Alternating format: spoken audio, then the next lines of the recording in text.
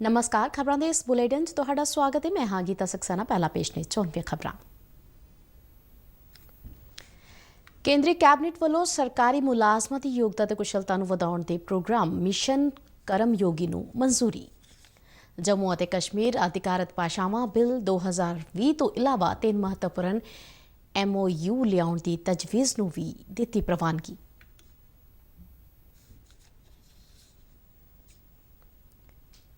प्रधानमंत्री नरेंद्र मोदी ने कहा है कि मिशन कर्मयोगी नाल सरकार के मनुखी स्रोत प्रबंधन दे विच वड्डा बदलाव आवेगा।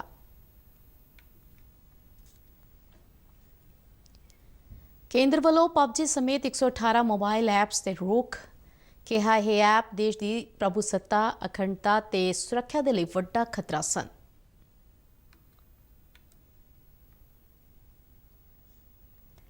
केंद्रीय खजाना मंत्री निर्मला सीतारमण ने कहा है कि सरकार ने सूक्ष्म लघु ते दरमियाने उद्यमां नूं समय सिर भुगतान करन दे लई कई कदम चुके ने। पिछले 3 महीनों दौरान केंद्रीय मंत्रालय और जनतक अदारियां वल्लों इन्हां उद्यमां नूं 68 अरब रुपए तो वध दा भुगतान किया गया है।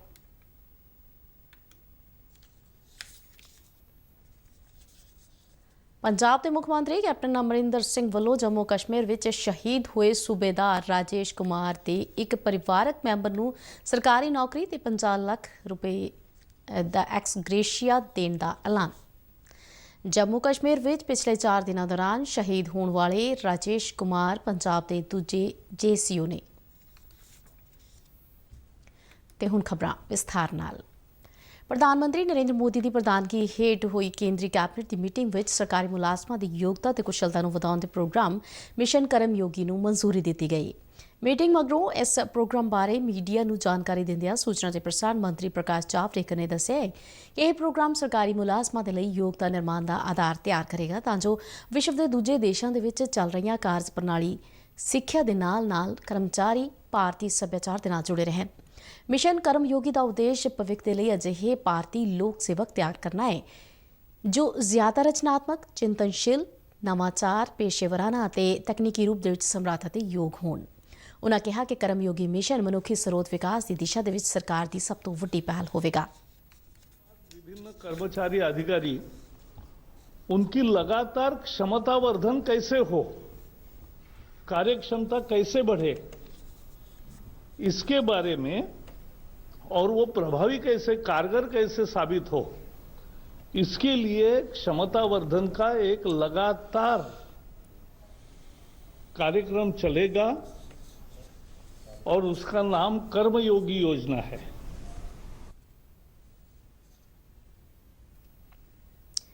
जावड़ेकर ने दस्सिआ कि कैबिनेट ने जम्मू और कश्मीर राज भाषावां बिल 2020 लियाउण की तजवीज़ नूं भी प्रवानगी दे दी है जिस तहत उर्दू, कश्मीरी, डोगरी, हिंदी और अंग्रेजी जम्मू कश्मीर दे विच सरकारी भाषावां होणगीआं। इस तों इलावा 3 नवें MOU लिआंदे जाण की तजवीज़ नूं भी मंजूरी दी गई है। केंद्रीय मंत्री डॉक्टर जतेंद्र सिंह ने कहा है कि जम्मू और कश्मीर अधिकारत भाषावां बिल 2020 नूं संसद विच पेश किए जाण दे फैसले नाल सूबे दे लोकां दी लंबे समय तो चली आ रही मंग पूरी हुई है। कैबिनेट वल्लों लए गए एक होर फैसले अनुसार जापानी बाजार दे लई भारतीय कपड़िਆਂ ਦੀ गुणवत्ता ਅਤੇ ਪਰੀਖਣ ਦੇ ਵਿੱਚ ਸੁਧਾਰ ਲਿਆਉਣ ਦੇ ਲਈ ਭਾਰਤ ਅਤੇ ਜਾਪਾਨ ਵਿਚਾਲੇ ਸਮਝੌਤਾ ਕਰਨ ਦੀ ਤਜਵੀਜ਼ ਨੂੰ ਵੀ ਮਨਜ਼ੂਰੀ ਦਿੱਤੀ ਗਈ। प्रधानमंत्री नरेंद्र मोदी ने कहा है कि मिशन कर्मयोगी नाल सरकार के मनुखी स्रोत प्रबंधन दी प्रणालियां दे विच बुनियादी तौर पर सुधार आवेगा। उन्होंने कहा कि इस मिशन नाल अति आधुनिक ढांचे के विकास और सरकारी मुलाजमां की योग्यता वधाउण दे विच मदद मिलेगी। मोदी ने कहा कि मिशन कर्मयोगी का उद्देश्य सरकारी मुलाजमां नूं भविख के लिए तैयार करना है तां जो वो होर वधेरे रचनात्मक बनन अते पारदर्शिता ते तकनीक राही नवाचार नूं अपना सकन।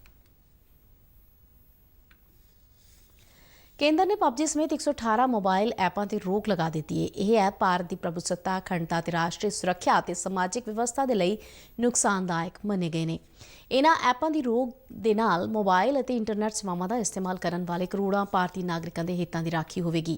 हुण इलैक्ट्रॉनिक्स और सूचना तकनोलॉजी मंत्रालय ने इन्हां ऐपों पर रोक लगाउंदिआं कहा है कि इन्हां बारे ਵੱਖ-ਵੱਖ स्रोतों तो शिकायतां मिलियां ने कि एंड्रॉयड ते iOS प्लेटफॉर्मां ते मौजूद कुछ मोबाइल ऐप लोकां दे नाल जुड़ियां सूचनावां नाल हेराफेरी और छेड़छाड़ कर रही ने और लगातार देश तो बाहर स्थित अपने सर्वरां तक पहुंचा रही ने।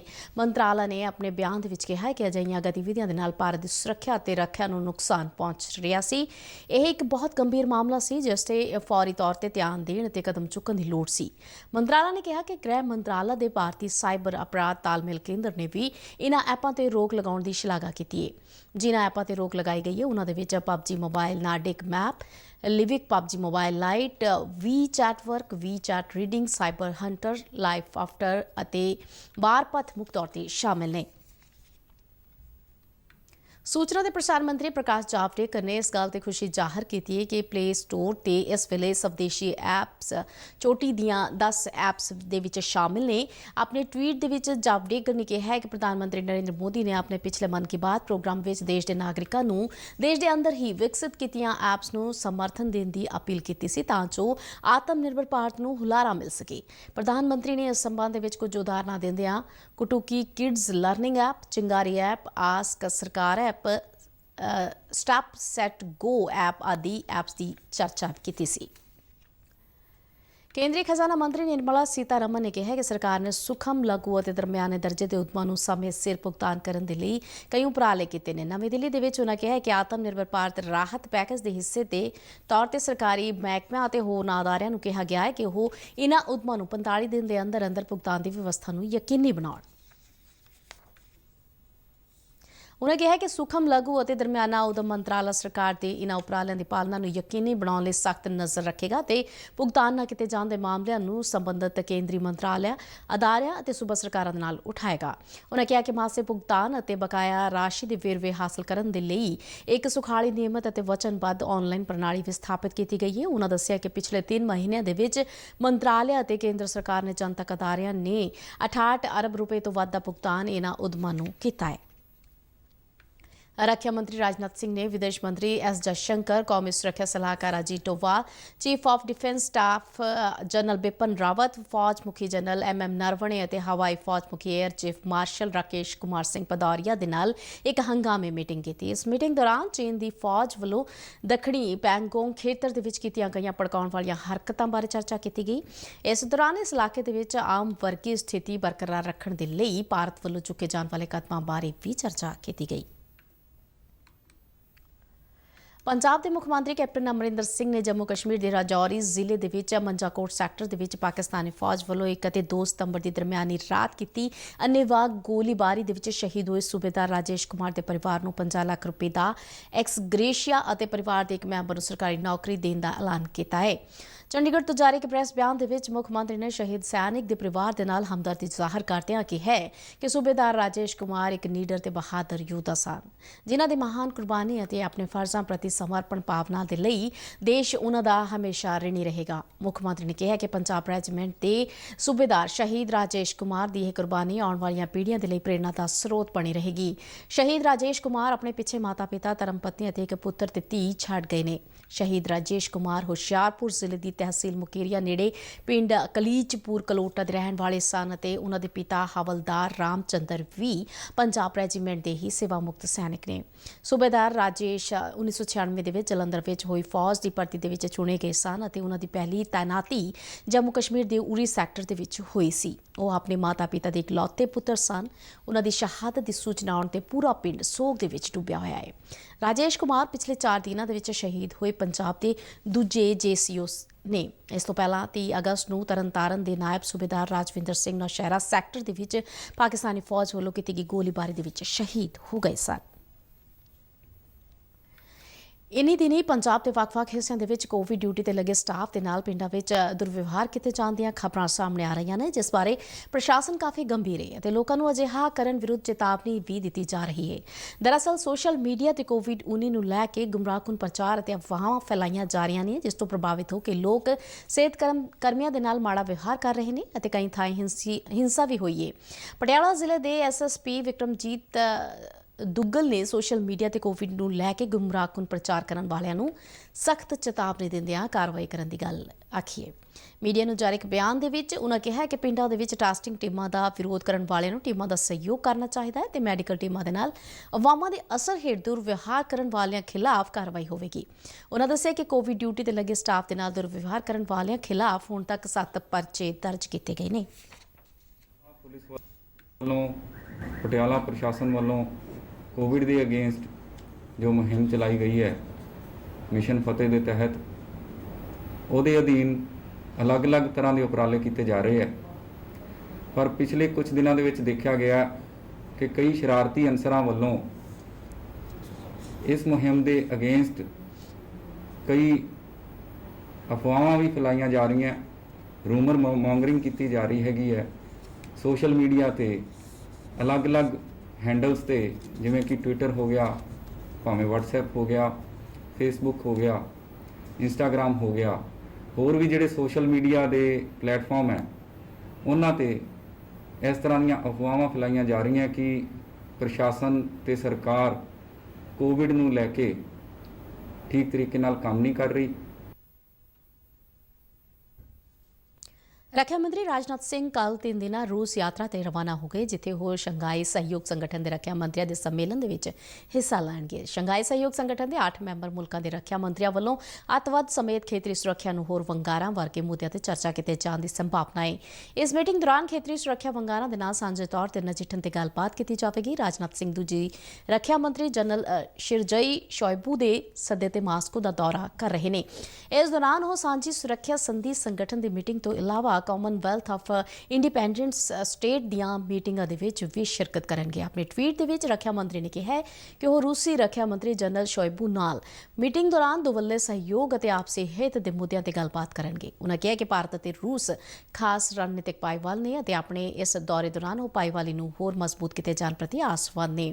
ਜੂਨ ਮਹੀਨੇ ਤੋਂ ਰਾਜਨਾਥ ਸਿੰਘ ਦੀ ਮਾਸਕੋ ਦੀ ਇਹ ਦੂਸਰੀ ਫੇਰੀ ਹੈ। 24 ਜੂਨ ਨੂੰ ਉਹ ਮਾਸਕੋ ਦੇ ਵਿੱਚ ਵਿਕਟਰੀ ਡੇ ਪਰੇਡ ਦੇ ਵਿੱਚ ਹਿੱਸਾ ਲੈਣ ਦੇ ਲਈ ਗਏ ਸਨ। ਰੂਸ ਵੱਲੋਂ ਭਾਰਤ ਦੇ ਵਿਦੇਸ਼ ਮੰਤਰੀ ਡਾਕਟਰ ਐਸ ਜੈਸ਼ੰਕਰ ਨੂੰ ਵੀ ਸੱਦਾ ਦਿੱਤਾ ਗਿਆ ਹੈ, ਜੋ ਸ਼ੰਘਾਈ ਸਹਿਯੋਗ ਸੰਗਠਨ ਦੇ ਵਿਦੇਸ਼ ਮੰਤਰੀਆਂ ਦੀ ਇਸ ਮਹੀਨੇ ਦੀ 10 ਤਰੀਕ ਨੂੰ ਮਾਸਕੋ ਦੇ ਵਿੱਚ ਹੋਣ ਵਾਲੀ ਮੀਟਿੰਗ ਦੇ ਵਿੱਚ ਸ਼ਿਰਕਤ ਕਰਨਗੇ।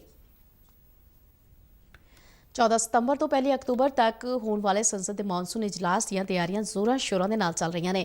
ਲੋਕ ਸਭਾ ਤੇ ਰਾਜ ਸਭਾ ਦੇ ਸਕੱਤਰਾਂ ਦੇ ਵੱਲੋਂ ਜਾਰੀ ਨੋਟੀਫਿਕੇਸ਼ਨ ਦੇ ਵਿੱਚ ਕਿਹਾ ਗਿਆ ਹੈ ਕਿ ਕੋਵਿਡ-19 ਮਹਾਮਾਰੀ ਦੇ ਮੱਦੇਨਜ਼ਰ ਹੇਠਲੇ ਤੇ ਉੱਪਰਲੇ ਸਦਨ ਦੀਆਂ ਬੈਠਕਾਂ ਨਵੀਂ ਵਿਵਸਥਾ ਤਹਿਤ ਕਰਵਾਈਆਂ ਜਾ ਰਹੀਆਂ ਨੇ। ਉਹਨਾਂ ਦੱਸਿਆ ਕਿ ਇਸ ਵਾਰ ਸੰਸਦ ਦੇ ਸੈਸ਼ਨ ਦੌਰਾਨ ਪ੍ਰਸ਼ਨ ਕਾਲ ਅਤੇ ਨਿੱਜੀ ਮੈਂਬਰ ਬਿੱਲ ਨਹੀਂ ਲਏ ਜਾਣਗੇ। ਇਸ ਤੋਂ ਇਲਾਵਾ ਸਿਫਰ ਕਾਲ ਤੇ ਵੀ ਪਾਬੰਦੀ ਹੋਵੇਗੀ। ਮੌਨਸੂਨ ਇਜਲਾਸ ਦੌਰਾਨ ਕੋਈ ਬ੍ਰੇਕ ਨਹੀਂ ਹੋਵੇਗੀ ਅਤੇ ਸੰਸਦ ਦੇ ਦੋਵੇਂ ਸਦਨ ਸ਼ਨੀਵਾਰ ਅਤੇ ਐਤਵਾਰ ਵੀ ਕੰਮ ਕਰਨਗੇ। ਨੋਟੀਫਿਕੇਸ਼ਨ ਅਨੁਸਾਰ ਕੋਵਿਡ-19 ਮਹਾਮਾਰੀ ਦੇ ਮੱਦੇਨਜ਼ਰ ਮੌਨਸੂਨ ਇਜਲਾਸ 2 ਸ਼ਿਫਟਾਂ ਦੇ ਵਿੱਚ ਹੋਵੇਗਾ। ਪਹਿਲੀ ਸ਼ਿਫਟ ਸਵੇਰੇ 9 ਵਜੇ ਤੋਂ ਦੁਪਹਿਰ 1 ਵਜੇ ਤੱਕ, ਜਦਕਿ ਦੂਜੀ ਸ਼ਿਫਟ ਬਾਅਦ ਦੁਪਹਿਰ 3 ਵਜੇ ਤੋਂ ਸ਼ਾਮ 7 ਵਜੇ ਤੱਕ ਹੋਵੇਗੀ। ਮੌਨਸੂਨ ਇਜਲਾਸ ਦੇ ਸ਼ੁਰੂਆਤੀ ਦਿਨ ਨੂੰ ਛੱਡ ਕੇ ਰਾਜ ਸਭਾ ਦੀਆਂ ਬੈਠਕਾਂ ਸਵੇਰ ਵਾਲੀ ਸ਼ਿਫਟ ਦੇ ਵਿੱਚ, ਜਦਕਿ ਲੋਕ ਸਭਾ ਦੀਆਂ ਸ਼ਾਮ ਵਾਲੀ ਸ਼ਿਫਟ ਦੇ ਵਿੱਚ ਹੋਣਗੀਆਂ। ਇਸ ਵਾਰ ਮੌਨਸੂਨ ਸੈਸ਼ਨ ਪ੍ਰਸ਼ਨ ਕਾਲ ਤੋਂ ਵਾਂਝਾ ਹੋਣ ਬਾਰੇ ਵਿਰੋਧੀ ਪਾਰਟੀਆਂ ਨੇ ਤਿੱਖੀ ਪ੍ਰਤੀਕਿਰਿਆ ਦਿੱਤੀ। ਤ੍ਰਿਣਮੂਲ ਕਾਂਗਰਸ ਦੇ ਮੈਂਬਰ ਪਾਰਲੀਮੈਂਟ ਅਤੇ ਰਾਜ ਸਭਾ ਦੇ ਵਿੱਚ ਪਾਰਟੀ ਦੇ ਨੇਤਾ ਡੈਰਕ ਓਬਰਾਇਨ ਨੇ ਕਿਹਾ ਕਿ ਵਿਰੋਧੀ ਪਾਰਟੀਆਂ ਦੇ ਮੈਂਬਰ ਸਰਕਾਰ ਤੋਂ ਸਵਾਲ ਪੁੱਛਣ ਦੇ ਆਪਣੇ ਅਧਿਕਾਰ ਖੁਆ ਬੈਠਣਗੇ। ਆਪਣੇ ਟਵੀਟ ਦੇ ਵਿੱਚ ਉਹਨਾਂ ਦੋਸ਼ ਲਗਾਇਆ ਕਿ ਲੋਕਤੰਤਰ ਦੀ ਹੱਤਿਆ ਦੇ ਲਈ ਮਹਾਮਾਰੀ ਨੂੰ ਇੱਕ ਬਹਾਨਾ ਬਣਾਇਆ ਗਿਆ ਹੈ। ਪਿਛਲੇ ਹਫ਼ਤੇ ਲੋਕ ਸਭਾ ਦੇ ਵਿੱਚ ਕਾਂਗਰਸ ਦੇ ਆਗੂ ਅਧੀਰ ਰੰਜਨ ਚੌਧਰੀ ਨੇ ਕਿਹਾ ਸੀ ਕਿ ਉਹ ਲੋਕ ਸਭਾ ਦੇ ਸਪੀਕਰ ਓਮ ਬਿਰਲਾ ਨੂੰ ਪ੍ਰਸ਼ਨ ਕਾਲ ਅਤੇ ਸਿਫਰ ਕਾਲ ਨਾ ਕੱਟਣ ਬਾਰੇ ਚਿੱਠੀ ਲਿਖੀ ਸੀ। ਉਹਨਾਂ ਕਿਹਾ ਸੀ ਕਿ ਇਸ ਨਾਲ ਕਾਨੂੰਨ ਘਾੜਿਆਂ ਨੂੰ ਕੌਮੀ ਮਹੱਤਵ ਦੇ ਮੁੱਦਿਆਂ ਨੂੰ ਚੁੱਕਣ ਦਾ ਮੌਕਾ ਨਹੀਂ ਮਿਲੇਗਾ। ਇਸੇ ਦੌਰਾਨ ਸੂਤਰਾਂ ਨੇ ਦੱਸਿਆ ਕਿ ਸਰਕਾਰ ਨੇ ਵੱਖ-ਵੱਖ ਵਿਰੋਧੀ ਪਾਰਟੀਆਂ ਤੱਕ ਪਹੁੰਚ ਕਰਕੇ ਕੋਵਿਡ ਮਹਾਮਾਰੀ ਦੇ ਮੱਦੇਨਜ਼ਰ ਪ੍ਰਸ਼ਨ ਕਾਲ ਨਾ ਕਰਵਾ ਸਕਣ ਦੀ ਆਪਣੀ ਮਜਬੂਰੀ ਸਾਂਝੀ ਕੀਤੀ। ਰੱਖਿਆ ਮੰਤਰੀ ਰਾਜਨਾਥ ਸਿੰਘ ਨੇ ਇਸ ਸੰਬੰਧੀ ਰਾਜ ਸਭਾ ਦੇ ਵਿੱਚ ਵਿਰੋਧੀ ਧਿਰ ਦੇ ਆਗੂ ਗੁਲਾਮ ਨਬੀ ਆਜ਼ਾਦ, ਅਧੀਰ ਰੰਜਨ ਚੌਧਰੀ, ਬੀਜੂ ਜਨਤਾ ਦਲ ਦੇ ਪਿਨਾਕੀ ਮਿਸ਼ਰਾ ਅਤੇ ਤ੍ਰਿਣਮੂਲ ਕਾਂਗਰਸ ਦੇ ਓਬਰਾਇਨ ਨਾਲ ਚਰਚਾ ਕੀਤੀ ਸੀ। ਭਾਰਤ ਦੇ ਵਿੱਚ ਕੋਵਿਡ-19 ਕੇਸਾਂ ਦੇ ਵਿੱਚ ਵਾਧੇ ਦੇ ਬਾਵਜੂਦ ਵਿਸ਼ਵ ਦੇ ਬਾਕੀ ਮੁਲਕਾਂ ਦੇ ਮੁਕਾਬਲੇ ਕੋਵਿਡ ਤੋਂ ਹੋਈ ਮੌਤ ਦਰ ਬਹੁਤ ਘੱਟ ਦਰਜ ਕੀਤੀ ਜਾ ਰਹੀ ਹੈ। ਕੇਂਦਰੀ ਸਿਹਤ ਮੰਤਰਾਲਾ ਅਨੁਸਾਰ ਇਸ ਸਮੇਂ ਵਿਸ਼ਵ ਪੱਧਰ ਦੀ ਕੋਵਿਡ ਮੌਤ ਦਰ 3.3% ਹੈ, ਜਦਕਿ ਭਾਰਤ ਦੇ ਵਿੱਚ ਇਹ ਦਰ 1.76% ਦਰਜ ਹੋਈ ਹੈ। ਭਾਰਤ ਦੇ ਵਿੱਚ 1 ਮਿਲੀਅਨ ਦੀ ਆਬਾਦੀ ਪਿੱਛੇ ਕੋਵਿਡ ਦੇ ਨਾਲ ਮਰਨ ਵਾਲਿਆਂ ਦੀ ਗਿਣਤੀ ਵਿਸ਼ਵ ਦੇ ਵਿੱਚ ਸਭ ਤੋਂ ਘੱਟ ਹੈ। ਕੋਵਿਡ ਕਾਰਨ ਮੌਤ ਦੀ ਔਸਤ ਵਿਸ਼ਵ ਪੱਧਰ ਤੇ 1 ਮਿਲੀਅਨ ਦੀ ਜਨਸੰਖਿਆ ਪਿੱਛੇ 110 ਮੌਤਾਂ ਨੇ, ਜਦਕਿ ਭਾਰਤ ਦੇ ਵਿੱਚ ਕੋਵਿਡ ਮੌਤ ਔਸਤ 1 ਮਿਲੀਅਨ ਜਨਸੰਖਿਆ ਪਿੱਛੇ 48 ਦਰਜ ਕੀਤੀ ਗਈ ਹੈ। ਭਾਰਤ ਦੇ ਮੁਕਾਬਲੇ ਬ੍ਰਾਜ਼ੀਲ ਅਤੇ ਯੂਕੇ ਦੇ ਵਿੱਚ ਕਰੋਨਾ ਵਾਇਰਸ ਤੋਂ ਮਰਨ ਵਾਲਿਆਂ ਦਾ ਅੰਕੜਾ 12 ਤੋਂ 13 ਗੁਣਾ ਵਧੇ। ਇਸੇ ਦੌਰਾਨ ਭਾਰਤ ਦੇ ਵਿੱਚ ਕਰੋਨਾ ਤੋਂ ਠੀਕ ਹੋਣ ਦੀ ਦਰ ਵੀ ਲਗਾਤਾਰ ਵਧ ਰਹੀ ਹੈ, ਜੋ ਇਸ ਸਮੇਂ 77% ਦੇ ਨੇੜੇ ਪੁੱਜ ਗਈ ਹੈ। ਹੁਣ ਤੱਕ ਦੇਸ਼ ਦੇ ਵਿੱਚ 29 ਲੱਖ ਤੋਂ ਵੱਧ ਕਰੋਨਾ ਮਰੀਜ਼ ਸਿਹਤਯਾਬ ਹੋ ਕੇ ਘਰੀਂ ਪਰਤ ਚੁੱਕੇ ਨੇ। ਬੀਤੇ 24 ਘੰਟਿਆਂ ਦੌਰਾਨ 62,026 ਕਰੋਨਾ ਮਰੀਜ਼ ਸਿਹਤਯਾਬ ਹੋਏ। ਸਿਹਤ ਮੰਤਰਾਲਾ ਨੇ ਦੱਸਿਆ ਕਿ ਜੁਲਾਈ ਦੇ ਪਹਿਲੇ ਹਫ਼ਤੇ ਤੋਂ ਅਗਸਤ ਦੇ ਆਖਰੀ ਹਫ਼ਤੇ ਤੱਕ ਕਰੋਨਾ ਤੋਂ ਠੀਕ ਹੋਣ ਵਾਲਿਆਂ ਦੀ ਗਿਣਤੀ ਦੇ ਵਿੱਚ 4 ਗੁਣਾ ਵਾਧਾ ਦਰਜ ਕੀਤਾ ਗਿਆ ਹੈ। ਇਸ ਦੇ ਨਾਲ ਹੀ ਖਬਰਾਂ ਦਾ ਇਹ ਬੁਲੇਟਿਨ ਖਤਮ ਹੁੰਦਾ। 10 ਵਜੇ ਦੇ ਬੁਲੇਟਿਨ ਦੇ ਨਾਲ ਫਿਰ ਤੋਂ ਮੁਲਾਕਾਤ ਹੋਵੇਗੀ। ਤਦ ਤੱਕ ਦੇ ਲਈ ਇਜਾਜ਼ਤ ਦਿਓ। ਧੰਨਵਾਦ।